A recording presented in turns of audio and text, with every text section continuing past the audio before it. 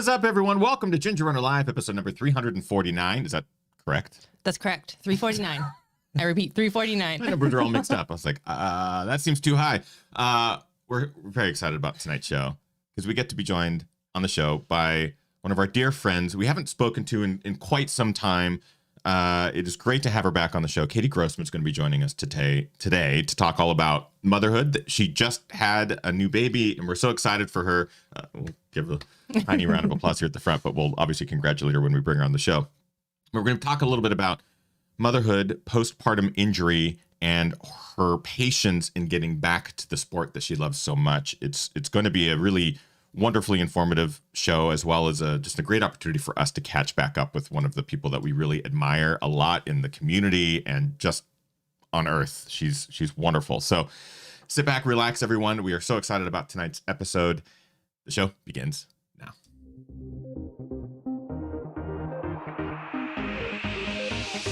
Ginger Runner.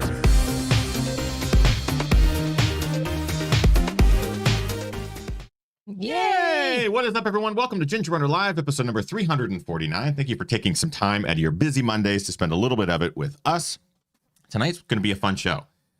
We get to talk with a dear friend of ours from Southern California, joining us after a couple-year hiatus. She hasn't been on the show for a couple of years. Couple-year hiatus. I feel like a lot of life has happened. Should be really good to catch up. That's part of the reason why we wanted to have her on the show tonight. Is she's been going through a lot of life recently, just had a new baby, which we're so excited about for her and her family, but also been dealing with a lot of postpartum injury. And we wanted to kind of dive into her connection, her relationship with running, and the patience that's been required in her journey. Because last time we had her and her husband and briefly their daughter on the show a couple of years ago in 2019, we talked a little bit about that, and a lot has taken place since then. So I thought this would be a really good episode, kind of timely. Everyone's connection with running is probably a little different right now after the last year. And Katie just continues to inspire and really show us what it takes to get through everything and still have a connection with running. Katie Grossman is going to be joining us on the show tonight. We're very excited to have her back. Before we introduce our wonderful guest tonight, of course, it's not just me. It's not just Katie, who we'll introduce in a second. There's Kim. Hi. Hi. Good to see you. Good Haven't to see been you. staring at you for the last 14 months. Our days are basically like this. And then Mondays, we tend to, hello. Hi. Hi. Welcome, everyone. If you're new, welcome. Pop in the chat and say hi because we are live. Katie will be joining us in just a second. So if you have questions for our wonderful guests, you can ask them in the chat room.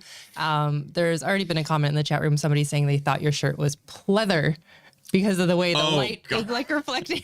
Yeah, we obviously still daylight here in the Northwest. It's beautiful today, but we don't have any curtains to block out the light. So I am wearing pleather. That is what I'm trying to say. Is I'm wearing reflective pleather.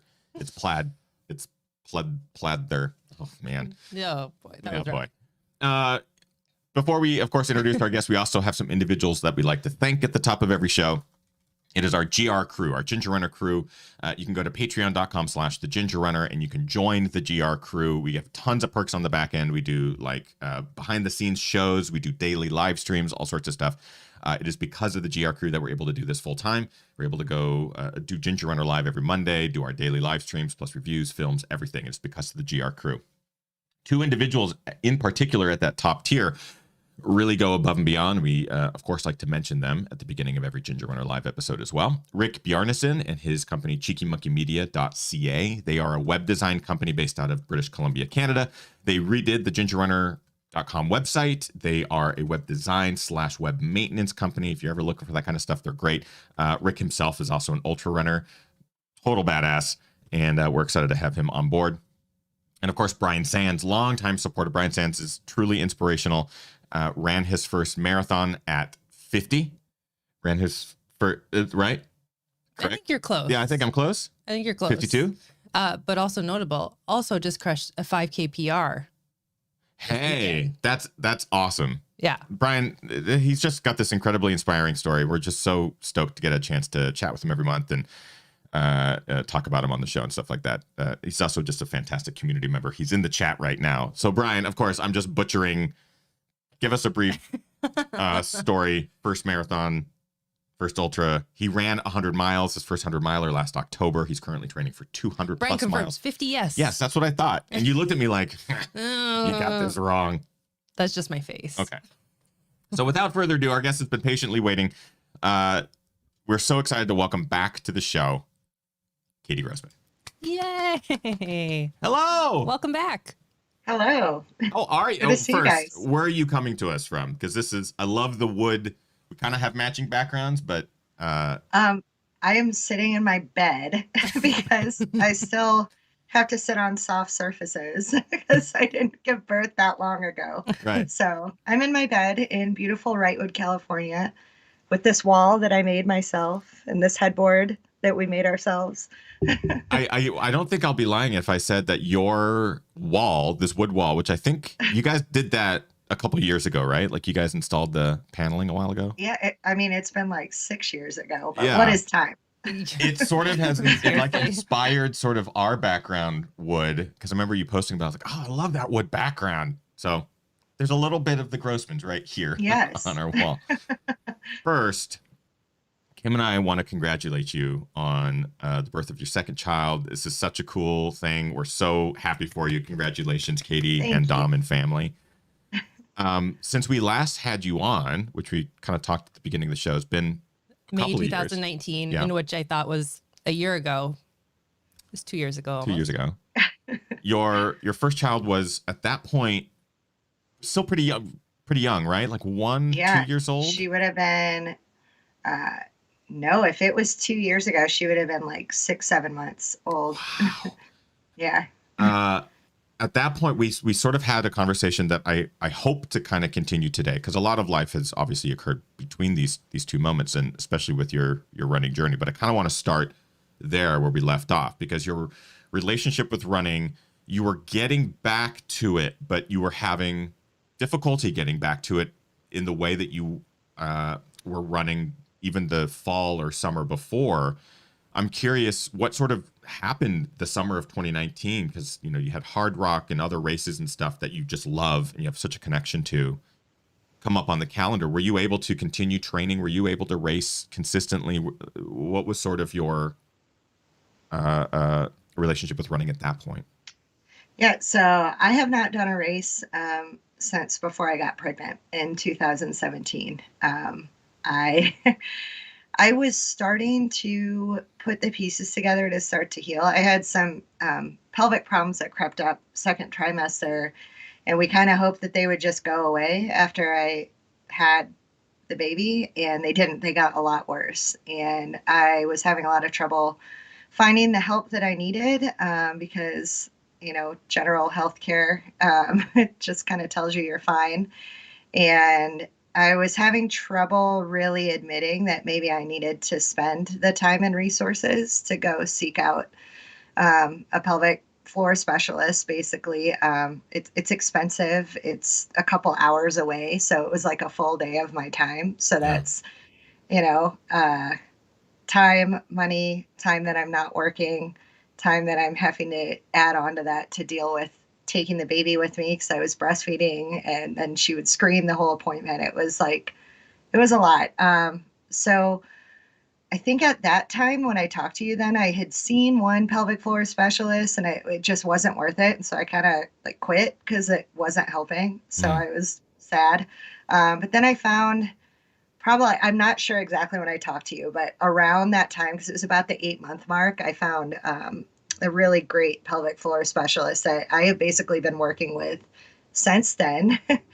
And I definitely was not back into racing that year, but I did feel this year or no, last year, again, what is time? 2020. But before the virus happened, I was pretty sure that I was going to be able to get back to some sort of racing that year. I was starting to run longer. I'd gotten up to 15 miles with a bunch of descending, and that was what was really hurting. So I was actually moving in a really good direction before the world shut down. Yeah. So it's, I feel like I remember having that conversation with you, and one of the keys about it was just how little I think it's spoken of, and how, I guess how few people are really kind of publicly talking about, post-pregnancy, getting back to running or getting back to where you were before is difficult for a lot of people. And I was really genuinely curious if you had an outreach of support. Like, did you have people approach you? Because you've been very outspoken about it, which is amazing. I was curious if you had people reach out and say, thank you for talking about this. Like, have you noticed that it is a common thing for women Oh, to sure. have? And that's why I keep talking about it, because I was looking for somebody with my experience, but I also didn't blame anybody for not wanting to share it, because I didn't want to be the injured runner. I wanted to be the person being written about that was breastfeeding at UTMB 3 months postpartum, which, by the way, is awesome. Like, no disrespect there. Like, that's amazing. Or like women that I have known in the past that were running 100 milers 4 months postpartum, 6 months postpartum. Other runners that were pregnant and had babies around the same time I did were like back to winning 50Ks, and I could barely walk. Yeah. And I was like, this is insane. And I think part of the frustration and the embarrassment came from whenever they would talk about it, or be interviewed, like in whatever media or whatever it was always this, oh, I credit it to staying very fit during my pregnancy and continuing to move, which is true.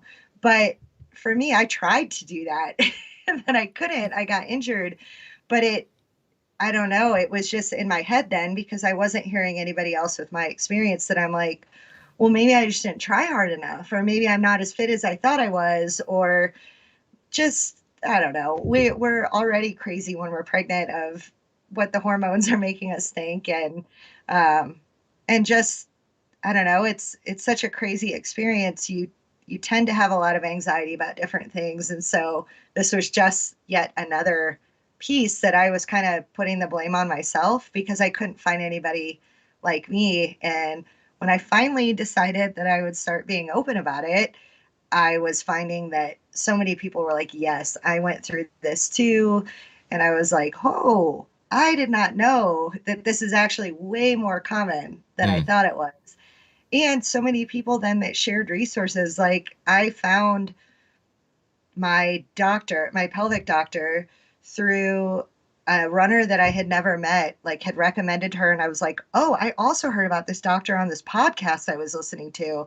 Where is she? Oh, she's in La Cañada. Like, I can drive there. Like, and it was all just talking to people on Instagram, basically, that I Wow. finally have found all these resources now. And so that's why I keep talking about it, because if I can give those resources to someone else, like, that's my duty. I feel like if their doctors aren't going to help them, if some blonde haired girl on Instagram can, like, I'll be your person, you know? That's so, you mentioned embarrassment earlier on, and it feels almost different. So like did your emotions shift? Because I imagine feeling embarrassment probably goes hand in hand with feeling like you're the only one going through it. And so you don't want to talk about it. So then that shifted. Do you feel much more empowered now? Has that sort of shifted from empowerment to, or I'm sorry, from embarrassment to empowerment? Is that where we're at now, do you think? For sure. I think I definitely, yes, empowered is a good word, but I'm not going to lie, there's still like anger and resentment behind it. Like, I don't want this. I still don't want it to be my story. I still don't Right. want this to be what I'm talking about. But if that's the way it's going to be, I'm going to share what I learn and figure it out. And yeah, I mean, it's definitely not as isolating as it once was. Like, and I mean, here's the thing. I'm crushed when someone reaches out and says, I'm going through this too. Like, I don't want anybody to be going through this, Yeah. Right. but everyone I end up getting in conversations with, we all say the same thing. It's like, I don't want this to be happening to you, but it's like good to know that we're not alone. And it just shows how far we have to go as a country for maternal and postpartum care. It's like, it's insane that this many people are suffering in silence. And these are just runners that I'm talking to. Like, I mean, the larger problem is far worse than just having the injuries that I have. Yeah. Yeah. And I think, again, just sort of as an outside viewer, it's so easy to see just of course, the happiness associated with adding a member to your family. Like, there's so much joy in that. And I can't imagine what it's like to have a connection with running and a sport that you also love so much. Like, it's also a part of your life, and it's been a part of your life for a long time. And having those two things sort of influence one another, like having a baby then sort of takes you, I guess, away or gets you a different relationship with running.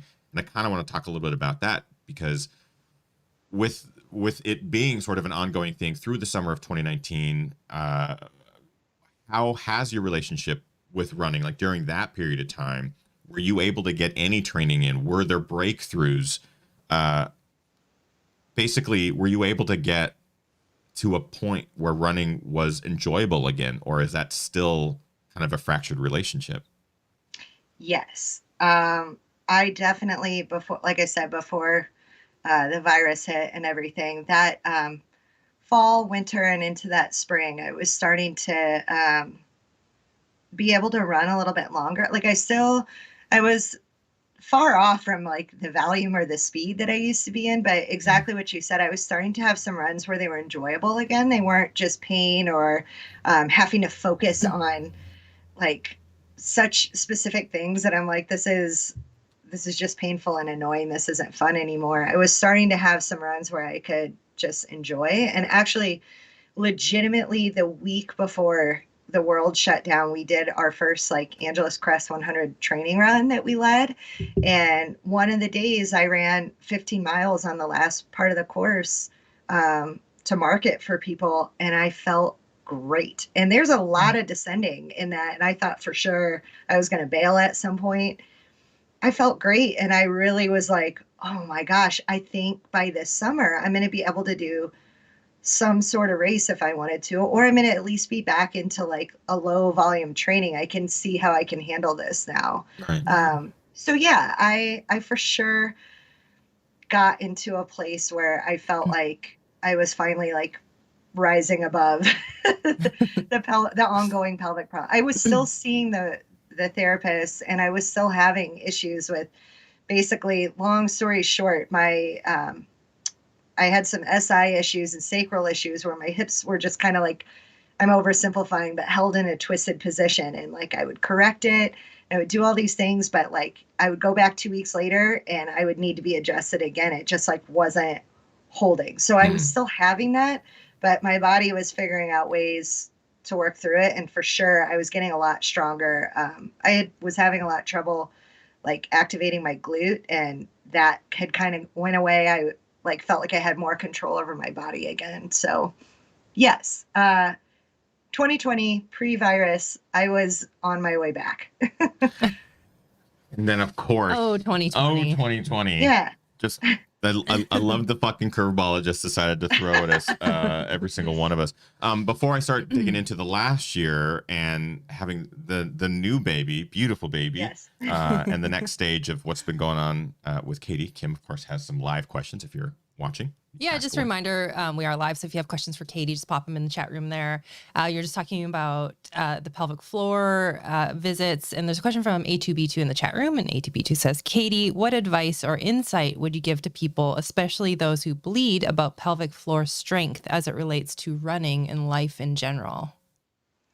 Yeah. So when I started the pelvic floor exercises and the physical therapy, basically, that were just a lot of retraining my muscles to work differently.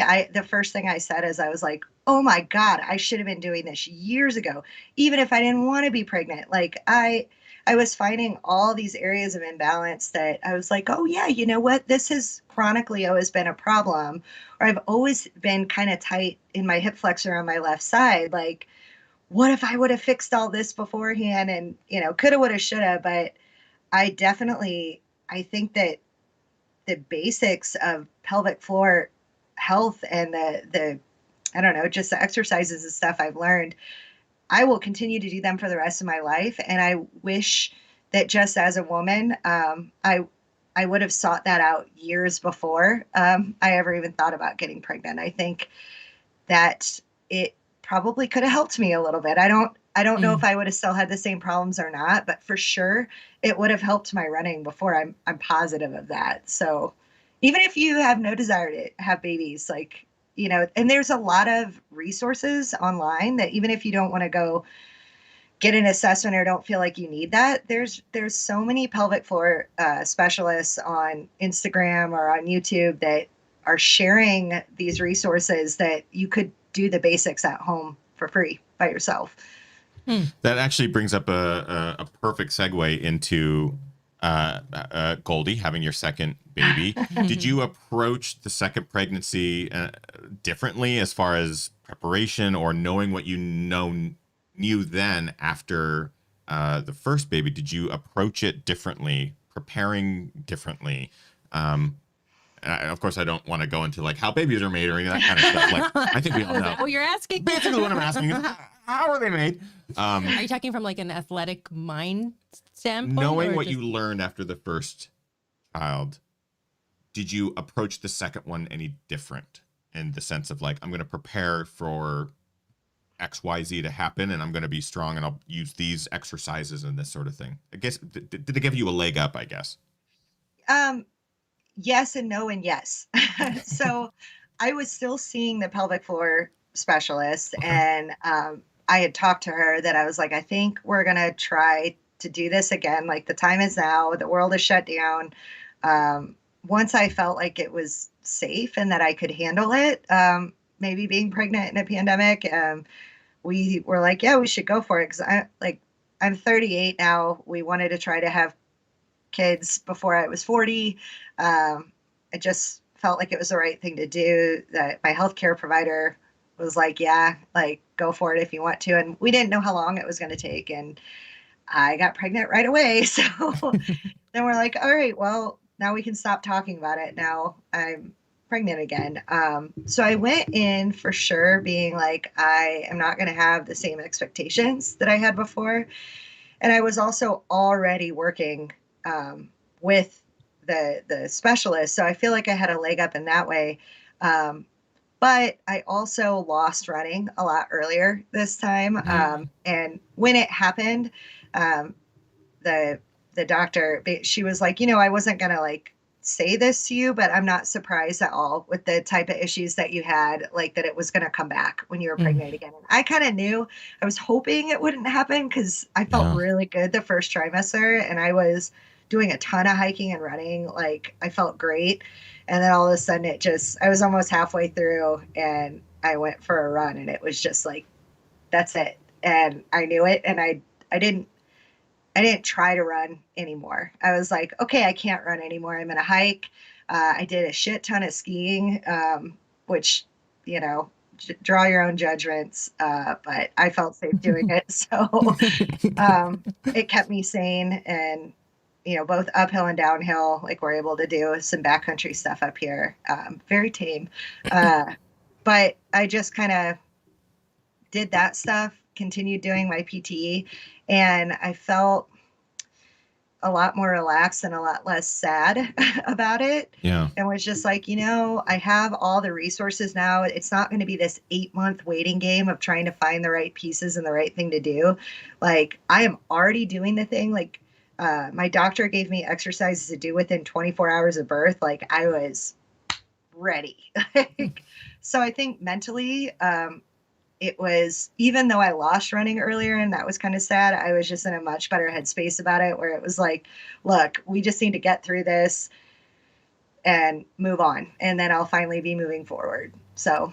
Yeah. And I mean, being in lockdown probably can contribute to the feeling a little bit like this is the time to take. Yeah, there's nothing else going on right now. Else going on. We can take some time away from a sport. Yep.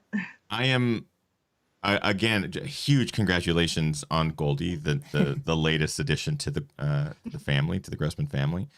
That wasn't the end, of course, of this story, right? So it's not just having the baby and like, okay, we're going through the exercises that we did after Lindy, and we're back at it, and we'll kind of grind away. So what's sort of been the story since Goldie? Because this is months, just a matter of weeks since you had your second child. So what's been going on since?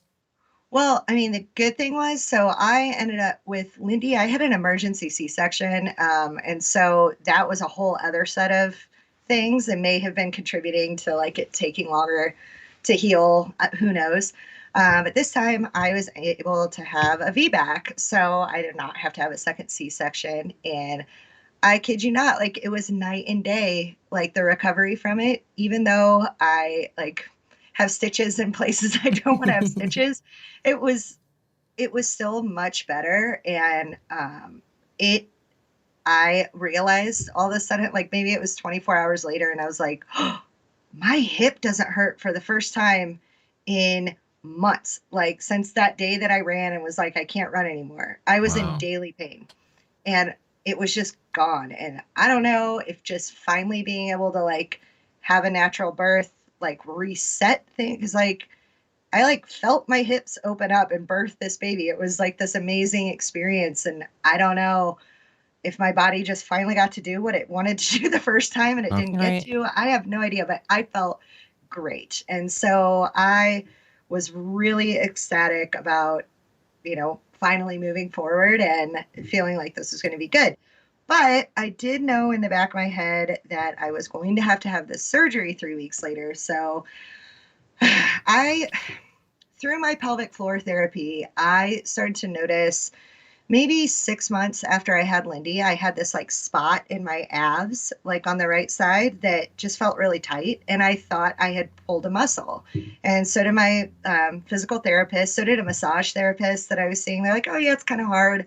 You probably just pulled something. Let's dial back your core exercises Mm. until you can work through this.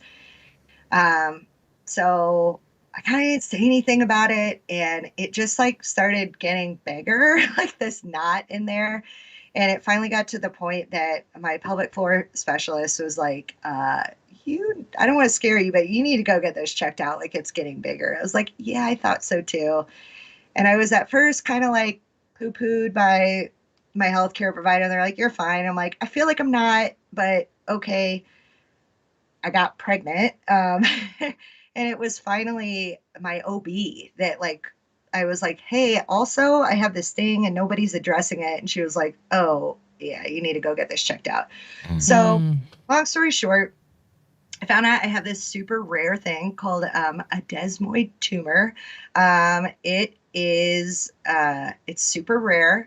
And like if you Google it, there's all this scary stuff because some people consider it cancer, some people don't. But basically, it's non-metastasizing.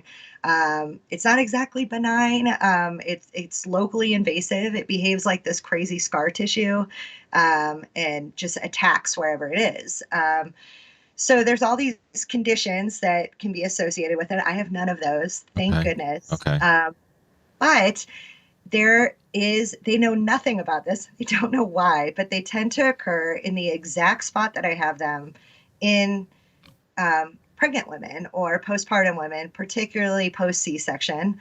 And they tend to be in the right rectus muscle, which is exactly where I have it. And so they think that it's maybe the leading theories are that it's caused by like just trauma during gestation of like the stretching and the movement, and also that it could possibly be estrogen fed, which would make sense then why during the second pregnancy it grew. Mm. Yeah. So I ended up having at like 22 weeks, I had a biopsy. um, I found a surgeon that she was like, yeah, it's like not connected. Like we can just do this. And I was like awake and watching it in the light. Like I had no qualms about it. Watching the surgery removal. Yeah, I was like, whoa, Damn. this is crazy.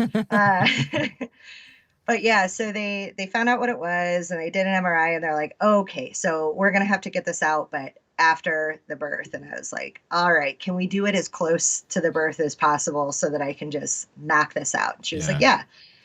So she did. She scheduled it 3 weeks postpartum.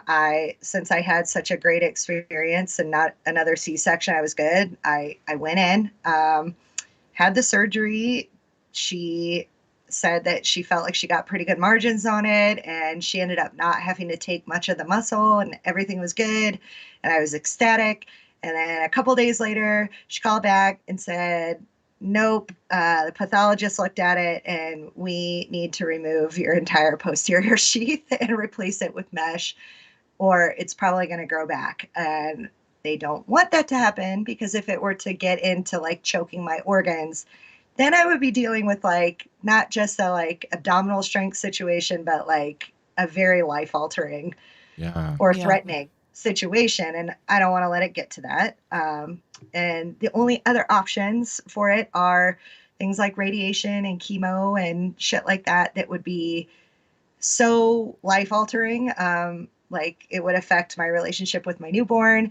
I could possibly have to do that for years and have a lot of adverse health effects. And the larger team of the surgeon, the oncologists, all these people are like, look, like if we can get this now while it's not as much of a problem, it'll be good. So long story wrapped up, I just found out this morning, in 3 weeks, they're going to go in and take the whole backside of the muscle and replace it with mesh. And I will never have the same strength there again. And it's going to be weird. And I don't know what's really going to happen on the other side of it. But I am going to work with my PT through it. And there have been stories already since I've been sharing of people that are like, hey, I know somebody that had to have that whole muscle taken out to replace a muscle in their leg after a car accident. And they're back to being an athlete at a pretty high level. Like it is possible to like adjust. So I'm back in like a positive mind frame, because I finally have a date. Like I want the date that I'm going to get to move forward finally. And it's been, every time I've thought I was moving forward, I just keep taking steps back. So I feel like April 26th, whatever happens in there happened, and then I'll figure it out. Marie Claude in the chat room says, I'm amazed by how she seems so positive through all those health issues. And we're talking like recent news here. Like like days. Couple days ago. Couple days. I mean, this is essentially unfolding in real time. And, part of the reason I'm also really happy that you joined us today is because this is such a real conversation. And amidst the last year where, we're trying to have conversations about things that maybe there is a disconnect from, whether we're talking about a pandemic and maybe some people haven't had that experience firsthand of how it affects families or their own loved ones. But I think there's something important about having this conversation in real time. And I really appreciate you being so open about it, Katie, not only on social media, but even just joining us to talk a little bit about it, because you have unanswered questions, and that's hard. It's hard having unanswered questions, or at least, you have a date, you have something that you can look at as sort of we'll figure stuff out. But one thing I want to thank you for is being so open with everything postpartum. Like, you've been talking about this since you had Lindy, and it's just been really great to see the openness. I think it's helped a lot of people, but then also seeing what you're going through right now. You very easily could have been like, okay, I'm dealing with this on my own, or I'm dealing with this with my family. Like, I don't need to talk about this publicly, but you have been. And I can only imagine the number of people it will help. Not only those who end up having a very similar thing or go through the same sort of phasing, but also those who maybe are going through just other shit, going through other issues that they can always think to Katie, like, Katie got through this, Katie did this, Katie's a badass. And it might empower them just a little bit more. So I appreciate you being so open with it, for sure. Yeah, I wasn't, like, I've known about this for a couple of years, but I finally, at the last minute, I was like, no, I'm going to talk about this. And it's not because, like, I thank my lucky stars every day. I know that things could be so much worse, and there are so many people going through worse things, but it's not really, I take myself out of that, where I'm like, there's no value judgment attached of like who has it the worst. It's just everybody's going through something. And so I even encourage people, like, when they'll say something like, oh, it's nowhere near what you're going through, but like, here's how I'm trying to connect. I'm like, just remove that first part, because this is why I'm talking about any of this, is because anybody can take what they want from it. And, like, we're all going through something right now, even like just the pandemic itself. Like, people are struggling with their own demons and problems through that as well. So I feel like the more we just all talk to each other, the less alone everybody feels. Because I've been in this cabin by myself for way too long. Gotta talk to some people. Well, again, we'll be bringing Katie on for Daily Brew every single day. Every Monday, and every day. Yeah, we do our daily live streams, which is sort of our excuse of doing that too. We get a chance to kind of talk with people every day. Yeah. But this is great because we haven't got a chance to really chat with you in a number of years now, since I guess 2019. Well, we probably talked since then, but not since the pandemic. And it's just like, we've been following along with what's been going on, and there's all these like, oh, they're having a new baby. Like, this is so great. And then we see what's going on now. It's like, shit, like, just give Katie a moment to celebrate. Like, I know. Just give her a moment to be like, yeah, as opposed to, I gotta wait. Yeah, because I feel like, I mean, I've been just such a big fan of you in the sport and in general. It's like, I just want to see Katie like go crush again. And, you know, I just echoing what Ethan said, I appreciate everything and your openness to share. It's really easy to open up the internet and find, you know, 100 of these hero stories of like how great everything is, how easy everything was. But I think it's definitely more helpful to connect with people on this type of level and be open. Without a doubt. Yeah. One thing I do want to touch on here towards the end of the show is the patience. We obviously wanted to talk a little bit about this because kind of building your story, seeing your story develop over the last few years with your amazing family, your growing of your family, and the health stuff you're going through now. And, you know, we know you through the running community. That's how we met you and Dom and fell in love with you and Dom. And we love you guys because of, you know we all share a lot of the same hobbies and the love for the mountains. I'm so curious how it has been from a patient's perspective, where you've had to take time away from the sport you love, but not necessarily the community, I guess.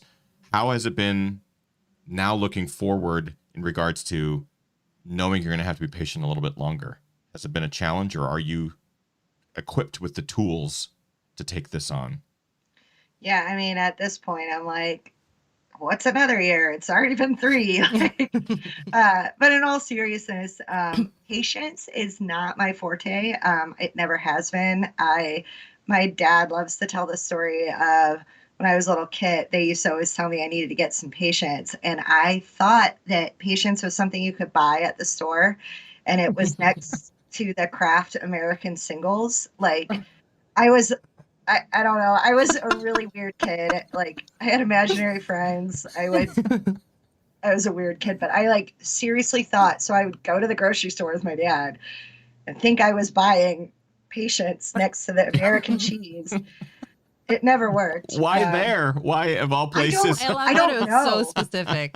I know. I really don't know, but I actually like, it's a weird, you know how you can remember really weird things from your childhood?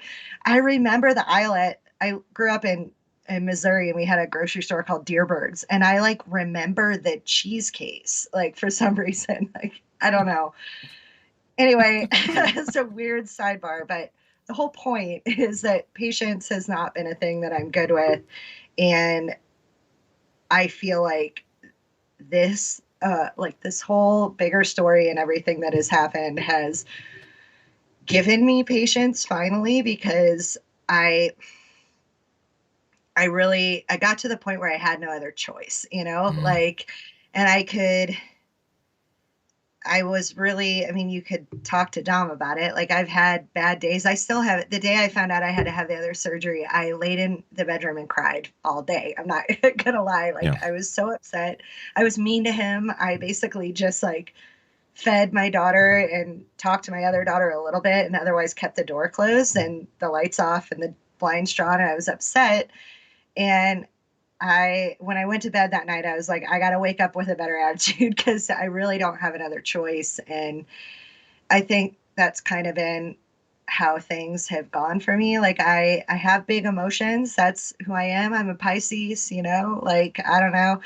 And I let them out and I work through them. And then I realize, like, I can control my how I'm going to move forward with something. If I'm going to just continue to be upset about it, or if I don't know, if I'm going to try to not necessarily like find the good in things, but what am I trying to say? I think, I don't know, I can just, if I can't control what's going to happen to me, like I can at least control my attitude through it. And I want to be a person that controls my attitude through it. And I want, um, I don't know, I want to still find happiness and enjoyment while I'm moving through it. And I think that's the lesson for me with the patients is like, well, you know, even if this ends up taking another year or 2 years or 5 years, like it's never too late. You know, you were just talking about somebody starting running in their 50s. My dad ran his first marathon at 57. Like, you know, Yeah. like there's still time for me.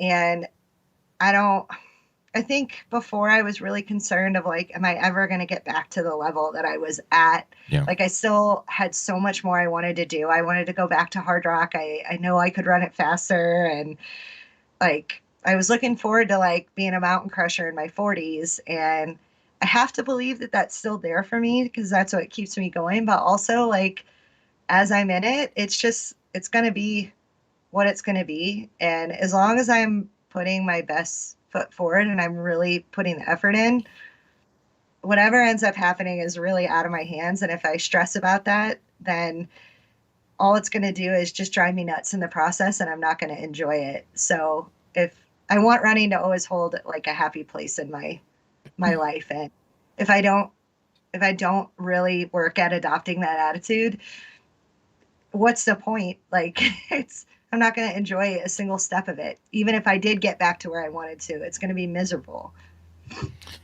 There is a crew member, Angela, who in the chat room here, she mentions, Katie, your story is resonating with me so much.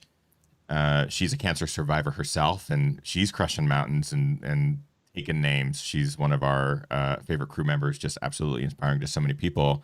And Got sidelined, out of her control for a while. And yeah. I think what you're saying is exactly what some people need to hear, because I can only imagine, you know, we can fluff up, yeah, we'll get through it, and yeah, we'll be on the other side stronger, more powerful than ever. We can use language like that, and we can tell ourselves that 1,000 times a day, but the reality is dealing with it every day and trying to tell yourself that is probably the most difficult part of the journey, is like convincing yourself that these words are true. And here you are in the midst of it, and of course we're watching you talk about it, and we're following your story, and I just get the real sense, Katie, that you are in a place where you're like, fuck it, we're gonna get through it and we're gonna get to the other side, and you're gonna be a mountain crusher. You are a mountain crusher. You always have been. Like, as long as we've known you, you have been. And I know it'll happen again, because if there's one thing I know about Katie Grossman, she is the crusher of mountains.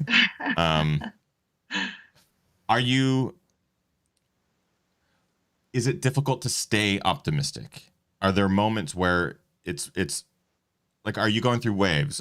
What's happening? It's all still very fresh too. Yeah, it's still very fresh, right? So is it hard to stay on that positive side? For sure. And that's why I just did that word salad trying to like talk my way through it, because like I'm still trying to convince myself. And I think you know, I know all of those things. I believe in them as a concept. Doesn't mean that I have fully believed and adopted them every moment of every day. No. And I don't think I'll ever get to that point. I'm always going to have frustrations where, you know, like I thought I was finally moving forward. And when I got that call, like, I mean, it derailed me. And like, I had to have that another call with her today, because I was like, I was legitimately in a little bit of shock. Like I was just so like positive, like rainbows and sunshine. Like, I'm finally on the other side. I'm going to heal. This is so great. And then that happened. Now, I think in this process now, if I have another phone call or whatever it is like that, I'll probably be a little bit better equipped to handle that this time. But as these new things continue to pop up, I can get thrown off pretty easily. Like, so I know I have a ways to go with working on my resilience, I guess you would say. But I'm really lucky to have a really good support system in my family and in my husband, Dom. So he, you know, when I'm not reminding myself, he'll remind me of that, and we'll have good conversations about it. And I don't know, I come back around to it. And that's like, he lets me be upset and whatnot too. And then he's just always looking for me to come back around. And I know that if I don't, like, he'll say something or he'll help me. Like, he's not going to let me go too far down the wormhole. But yeah, it's hard. It's something I like actively have to work on every day of like, okay, like what's good. Like today it was just like, oh, I can move, I can twist a little bit more. And I know instead of feeling like I'm going nowhere because I just have to have another surgery, I'm like, oh no, the more movement I get and the more that I heal from this first surgery, the better off I'm going to be going into the second surgery. I'm not wasting time. And I'm like, cool, I'm back to like, I can do squats. Like if I can't do anything else, if I can go for a 20-minute walk and do 10 squats, that's something. So I'm trying to focus on like those little wins to help me stay the right mental path, I think. Yeah, absolutely. Go ahead. Angela in the chat room just follows up and says, you will get back there. It's so hard. You're already a badass. So you're halfway there already. Keep talking it out and give yourself the grace to work through all these emotions. Thank you. Yeah, Angela's Seriously, awesome. thank you. She's just a great resource for inspiration, and just she's super funny too. Yeah. Not that has anything to do with anything, but I feel like Katie and Angela would be like BFFs forever. One thing I sort of want to touch on here at the end of the show as well is, again, congratulating you on the birth of your new child, Goldie. You have beautiful kids. Like, these are the most adorable kids. The cutest kids. Just so cute. How has being such an advocate of the mountains, the backcountry, the sport, how has that been sort of showing the kids this, with Lindy, especially because she's obviously now getting a little bit older? Has she taken to the mountains? Has that been therapeutic in any way, and sort of showing like, hey, look where we get to spend our weekends. Like, how beautiful is this? I kind of want to talk about that relationship with the mountains and nature that you've had, and passing it on to your kids. Yeah, absolutely. Like, it is the child we've always dreamed of. Like, she has taken to it. Like, she goes full send down the mountains. Like, she runs so hard, she falls, she gets up. Like, she got pretty good at skiing this year, which we were shocked. Like, she's so tiny. Like, down the mountain. Like, she was going down like double black diamonds with Dom behind her. I was like, this is probably dangerous. You should have seen it. So I was skiing 2 days before I gave birth. And so we were on the mountain with like this kid going down black diamonds with this huge pregnant lady. And people were just like, ah! we don't know what to say to you. Like, people were literally like, oh God. We're like, well, I don't know. This is just what we do. But we're like, it has been so fun to show her. Like, she's the best adventure buddy ever. She gets so psyched to go on hikes and go skiing. And, it's too early to tell with Goldie, but I have a feeling like, she can either like join the team or not. Like, she doesn't really, have a choice at this point. Like, this is what we do. No, I'm kidding. Like, whatever they decide to do, but it has been like, I don't know, just such a joy to see her, and not just weekends, like every day. Like, we have a trail at our driveway and she just runs around and rides her bike. Like, our neighbors are mountain bikers, and they gave her this glider bike and go out and like mountain biker with her. Like, she's 2. Like, her life is so great. So yeah, I say this too, and it's not to discount or play down anything that I've been going through, because that's what I've been talking, about. Like, we shouldn't downplay these things that we're going through. Like, it's all valid. But I do say that at the end of the day, like, I am so grateful that I was able to have kids, that my kids are healthy, my husband's healthy. I feel like it would be so much harder because I have friends who have had to go through things with sick children or problems with their pregnancies, or miscarriages. And I 100% just feel like knowing myself, that would be such a harder situation. At least in this case, it's like it's all in here.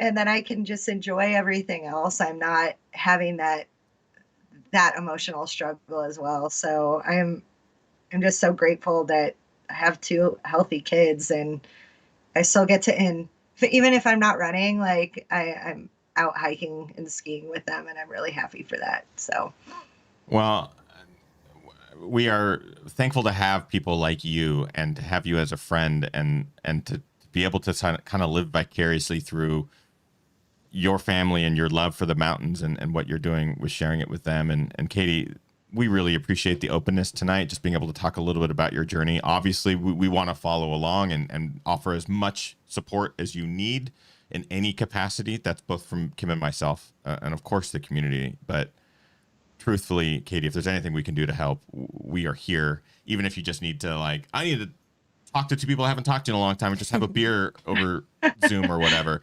Or if you need Dom to get out of your hair and you just need him to talk to somebody, he can always call us.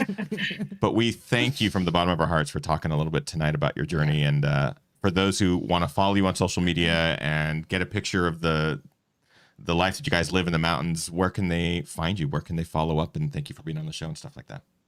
yeah, I'm at Hey Katie Grossman on Instagram. So it's like, hey, like you're saying that, and then KD Grossman. That's the one that I usually keep up with. Our guest tonight, Katie Grossman. Wonderful to have her back on the show. A really great conversation. And I think a lot of people can pull a lot of stuff from tonight's episode. Not just people going through specifically what Katie's going through, but I think a lot of people just going through whatever they might be going through. Yeah. So again, a huge thank you to our guest, Katie Grossman, tonight for the conversation. Go follow her. Thank her for being on the show.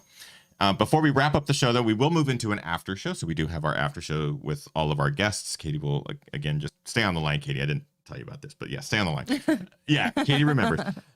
But before we get to the after show and wrapping up this show, we do have a segment on the show that we like to do at the end of every episode called our GR Crew Member of the Week, where we get to recognize a member of the community who goes above and beyond, absolutely kicks ass. And tonight is no exception. Kim, who is our GR Crew Member of the Week? This week's GR Crew Member of the Week is Veronica Wasilek. And she says, so I've done it. I've run my first ultra today. She ran the Silken Way Ultra 50K, which I believe was in the UK. Nice. And she says, yeah, it was hard, but it's done. And I'm really happy right now. So congratulations. Way to go. First 50K? First ultra. Yep. Dang. That's Yeah. fantastic. Happy to have you join the ultra ranks, and congratulations on getting it done. That's going to wrap up our main show. Again, our guest tonight, Katie Grossman. Just wonderful to have her on. You can watch the archive of this episode. It will be available on podcast here very soon. I have to update all the podcasts. If you have not already, check out runtigerclaw.com. Our in-person running event, Tiger Claw, of course, was postponed this year. Will hopefully happen in the fall. We're very optimistic. But we are hosting the virtual version, which includes vert coins and all sorts of really cool, fun stuff, and is a pretty big challenge, to be totally honest. But if you go to runtigerclaw.com, you can register for that. It's on May 8th and 9th, and it's only $25. It's only as big as you want it to be. That is true. Like, it's not. The premise is to run 8,000 feet of vert in one activity, which is a lot of vert. But if you want to take it down a notch, you can do that too. You can earn your vert coins however you want. But that's it for tonight's show. You can join us in the after show by going to patreon.com/thegingerrunner. And otherwise, we will see you next week for more fun. We hope you get out there, train hard, race harder, and party hardest. We'll see you guys next week. Thanks all. Bye. Bye.